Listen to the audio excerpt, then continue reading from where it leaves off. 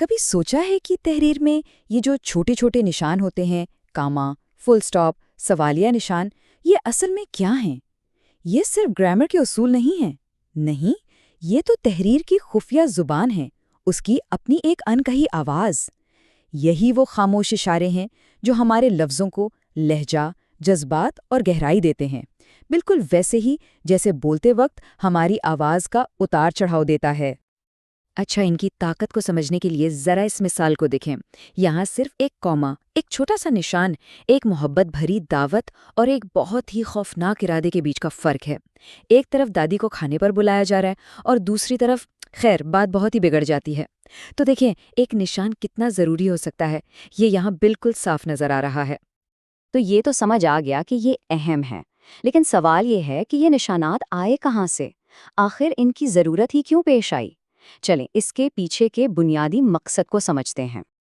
تو بنیادی بات یہ ہے کہ رموز اوقاف صرف کاغذ پر سیاہی کے دھبے نہیں ہیں، بلکہ یہ ایک پوری ٹیکنالوجی ہے، ایک ایسا نظام جو خاموش پڑھائی کو ممکن بناتا ہے اور اس بات کو یقینی بناتا ہے کہ مطلب بھٹک نہ جائے۔ یہ تحریر کو ایک واضح ساخت دیتا ہے۔ چلیں اب ذرا ماضی میں جھانکتے ہیں اور دیکھتے ہیں کہ یہ نظام بنا کیسے، کیونکہ یہ ہمیشہ سے ویسا نہیں تھا جیسا آج ہے۔ اس کی ایک پوری دلچسپ تاریخ ہے۔ یہ ٹائم لائن ایک بہت بڑی تبدیلی کی کہانی بتاتی ہے۔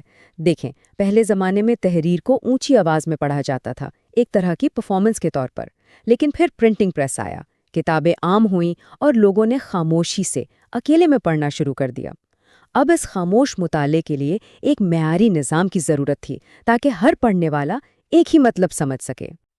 بالکل، اسے ایسے سمجھیں کہ جیسے ایک کمپیوٹر آپریٹنگ سسٹم کے بغیر کچھ نہیں کر سکتا، ویسے ہی آج کا قاری رموز اوقاف کے بغیر تحریر کو تیزی اور آسانی سے نہیں سمجھ سکتا۔ یہ ہمارے دماغ کو بتاتے ہیں کہ معلومات کو کیسے پروسیس کرنا ہے، کہاں رکنا ہے اور کہاں زور دینا ہے۔ اچھا، تو تاریخ تو ہم نے جان لی، اب ذرا عملی بات کرتے ہیں۔ وہ کون سے بنیادی اوزار ہیں جو ہماری تحریر کو صاف اور مؤثر بنا سکتے ہیں اور ہمیں عام غلطیوں سے بچا سکتے ہیں؟ لکھنے میں ایک بہت عام غلطی ہوتی ہے جسے کہتے ہیں کوما سپلائس۔ اب یہ ہے کیا؟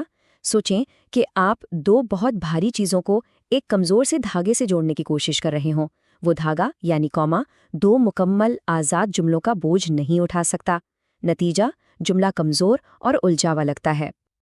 لیکن اچھی خبر یہ ہے کہ اس مسئلے کو حل کرنے کے 4 آسان اور مؤثر طریقے ہیں، اور مزے کی بات یہ ہے کہ یہ صرف غلطی سدھارنے کے طریقے نہیں بلکہ اپنی تحریر کو مختلف انداز دینے کے مواقع بھی ہیں، چاہے آپ 2 الگ جملے بنائیں یا انہیں خوبصورتی سے ایک دوسرے سے جوڑ دیں۔ اب آتے ہیں 2 بہت ہی کارآمد لیکن اکثر غلط سمجھے جانے والے نشانات پر، سیمی کولن اور کولن۔ ان میں فرق سمجھنے کا ایک آسان طریقہ ہے۔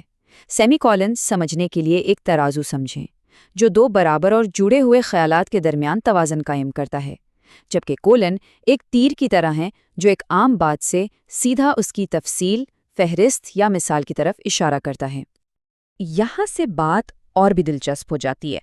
اب تک ہم نے اصولوں کی بات کی، چلیں اب فن کی دنیا میں قدم رکھتے ہیں، کیونکہ رموز اوقاف صرف صحیح یا غلط نہیں ہوتے، نہیں، یہ تو تحریر کو ایک ردم، ایک شخصیت اور ایک الگ آواز دیتے ہیں۔ اسے ایسے سوچیں جیسے تحریر ایک موسیقی کا منظرنامہ ہو۔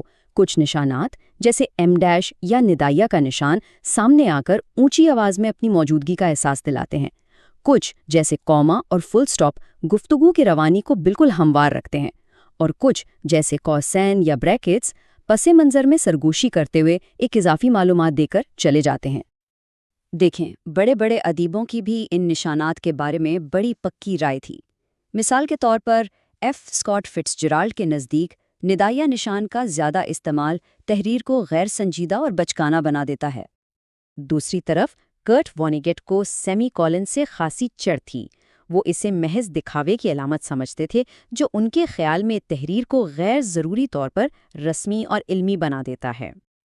لیکن پھر آرل سٹائن جیسے لکھاری بھی ہیں جو ان نشانات کی طاقت کو خوب سمجھتے تھے۔ ان کے اس جملے کو دیکھیں، وہ لڑکھڑایا، گرا اور کھلی قبر میں جا گرا۔ یہ جو ڈیش ہے نا، یہ ایک دم سے سانس روک دینے والا وقفہ پیدا کرتا ہے جو پڑھنے والے کو چونکا دیتا ہے۔ یہ ان کی تحریر کے خوفناک انداز کو اور بھی زیادہ مؤثر بناتا ہے۔ تو اس سب کا مطلب کیا ہوا؟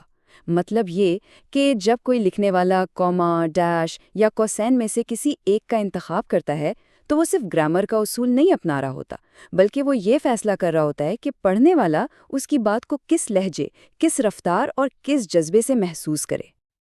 آخر میں یہ نشانات تحریر کا ساز ہیں۔ ان کی لے، ان کا تال، یہ سب مل کر ایک دھن بناتے ہیں۔ تو اگلی بار جب کچھ لکھا جائے تو ایک لمحے کے لیے رک کر سوچیے گا کہ آپ کے رموز اوقاف آپ کی تحریر کے بارے میں کیا کہانی سنا رہے ہیں۔